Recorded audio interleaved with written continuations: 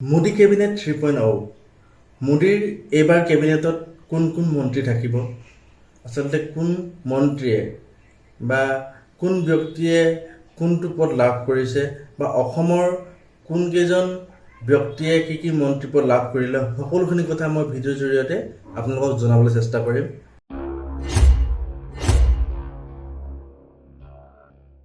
2024 বৰ্ষৰ লোকসভা নিৰ্বাচন পাৰ হৈ গ'ল ইলেকশ্যনৰ ৰিজাল্ট দিলে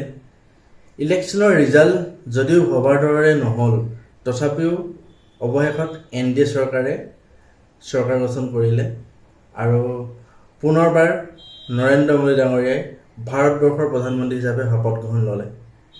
আৰু শপত গ্ৰহণ লোৱাৰ পাছতেই এই যি প্ৰধানমন্ত্ৰী নৰেন্দ্ৰ মোদী ডাঙৰীয়াৰ যি কেবিনেট মোদী কেবিনেট 3.0 গঠন হ'ল আৰু এই মোদী কেবিনেটত এইবাৰ কোন কোন ব্যক্তিয়ে কি মন্ত্ৰী পদ লাভ কৰিলে বা অসমৰ কোন কেইজন ব্যক্তিয়ে কি মন্ত্ৰী পদ লাভ কৰিলে সকলোখিনি কথা আপোনালোকে গম পাব তো মই ভিডিঅ'টোৰ মেইন অংশটোলৈ আগবাঢ়িছোঁ মোদী কেবিনেট 3.0 কোনে পালে কি মন্ত্ৰী পদ মই আপোনালোকক এফালৰ পৰা মই আপোনালোকক কৈ যাম অমিত শ্বাহ গৃহমন্ত্ৰী ৰাজনাথ সিং প্ৰতিৰক্ষা মন্ত্ৰী নিৰ্মলা সীতাৰমণ বিত্তমন্ত্ৰী হৰদীপ সিং পুৰী পেট্ৰলিয়াম আৰু গেছ মন্ত্ৰালয় মন্ত্ৰী জেপি নাড্ডা স্বাস্থ্যমন্ত্ৰী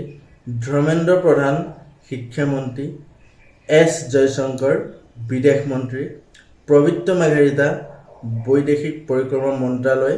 বস্ত্ৰ মন্ত্ৰালয়ৰ ৰাজ্যিক মন্ত্ৰী জ্যোতিৰাদিত্য সিন্ধিয়া উত্তৰ পূৰ্বাঞ্চল উন্নয়ন মন্ত্ৰী অশ্বিনী বৈষ্ণৱ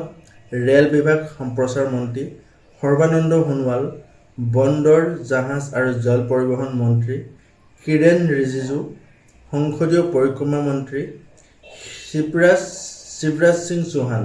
কৃষি কল্যাণ মন্ত্ৰালয় গ্ৰামোন্নয়ন মন্ত্ৰালয় পঞ্চায়তী ৰাজ মন্ত্ৰালয় মন্ত্ৰী আচলতে এইসকল ব্যক্তিয়ে এবাৰ মোদী কেবিনেট 3.0 অন্তৰ্ভুক্ত হয় তো আপোনালোকক জ্ঞাতাৰ্থে মই জাষ্ট সৰু এটা ভিডিঅ' প্ৰস্তুত কৰিলোঁ যে এইবাৰ মোদী কেবিনেট 3.0 ভিতৰত আচলতে কোন ব্যক্তি কোন ৰাজনৈতিক নেতাৰ নাম সাঙুৰ খাইছে বা কোন ৰাজনৈতিক নেতাই কি পদত থাকিব মই তাকে আপোনালোকক জনাবৰ কাৰণে সৰু এটা ভিডিঅ' প্ৰস্তুত কৰিলোঁ আৰু শেষত কৈ যাওঁ এই যে ভাৰতীয় জনতা পাৰ্টি চৰকাৰে দাবী কৰিছিলে এইবাৰ 400খনৰো অধিক আসন তেওঁলোকে পাব কিন্তু আপোনালোকে গম পায়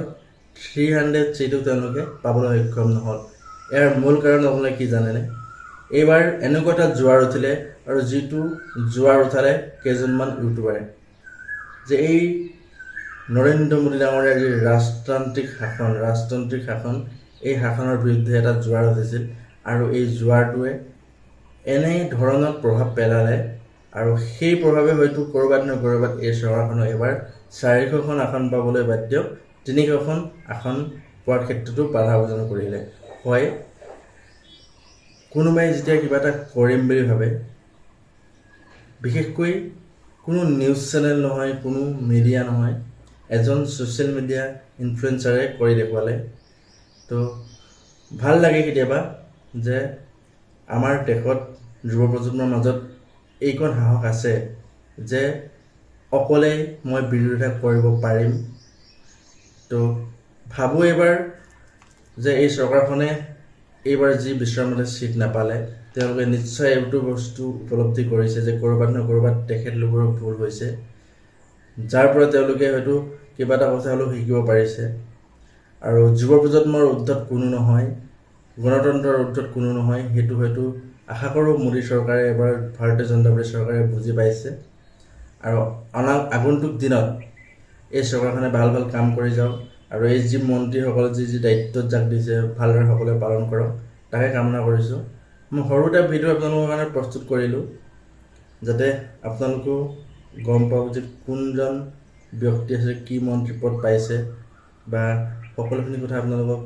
চমুকৈ মই এটা ভিডিঅ' প্ৰস্তুত কৰি আপোনালোকক জনাবলৈ চেষ্টা কৰিলোঁ যদি ভিডিঅ'টো চাই ভাল পালে তেন্তে লাইক কমেণ্ট শ্বেয়াৰ এণ্ড মোৰ চেনেলটো ছাবস্ক্ৰাইব কৰিব ধন্যবাদ